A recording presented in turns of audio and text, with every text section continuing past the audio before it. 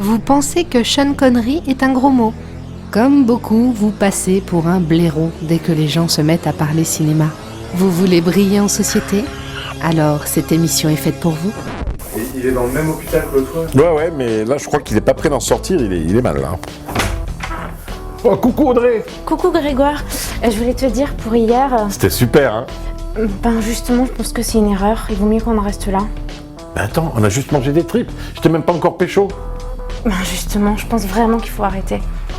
Attends, et Mimi, elle nous attend ce soir, elle a préparé de la langue de bœuf. Ben on n'a qu'à rester amis. Amis... Je suis désolé mon gars. Ah non, mais t'es pour rien, Jean-Mohamed. Et t'aimes la langue de bœuf? Action. Aujourd'hui, le nom de la rose. Adaptation du roman éponyme d'Umberto Eco, Le nom de la rose est aussi le 4e long métrage signé Jean-Jacques Hano. Saviez-vous que lorsqu'il découvrit le roman pour la première fois, le réalisateur décida de mettre entre parenthèses l'écriture et la production pourtant déjà entamée de l'ours, que 4 scénaristes travaillèrent sur 17 versions du script avant de donner pleinement satisfaction, ou encore que l'abbaye qui apparaît dans le film n'est pas un édifice authentique, mais un gigantesque décor conçu dans les studios de Cinecittà exclusivement pour les besoins du tournage. Saviez-vous également que malgré le souhait de Jean-Jacques Hano qui s'était mis en tête de trouver un inconnu pour jouer Guillaume de Baskerville, le rôle a intéressé un grand nombre d'acteurs célèbres parmi lesquels Richard Harris, Albert Finney, Ian McKellen, Jack Nicholson, Yves Montand ou encore Robert De Niro.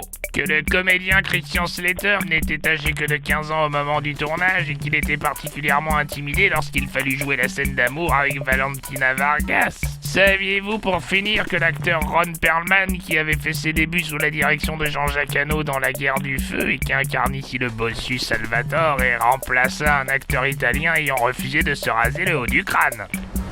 Et maintenant, l'anecdote.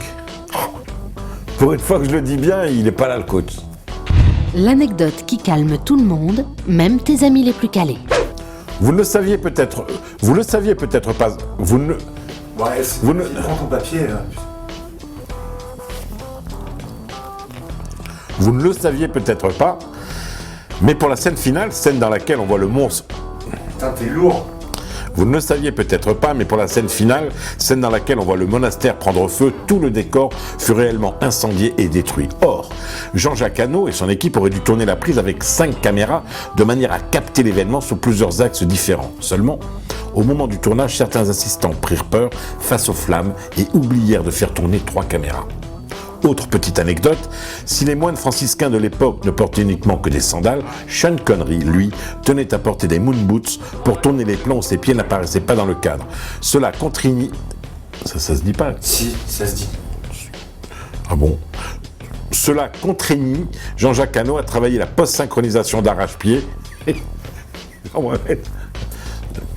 de façon à ce que le spectateur n'entende pas le son original de certaines prises, à savoir celui du caoutchouc couinant sur le marbre. Merci qui? Comment il va le coach?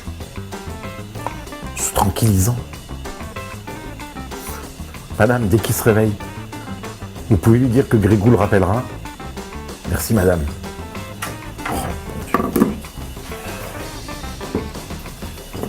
Oh, ça va, on pourrait garder les mêmes décors.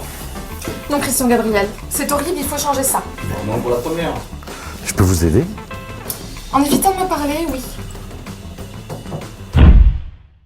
Mais comment ça, changement d'émission? C'est ça les médias, Grégou. L'émission faisait pas assez d'audience, donc faut remplacer le concept. Ça veut dire qu'on va plus faire merci qui? Tu savais que ça durait pas, faut renouveler. Pour les gens, c'est important.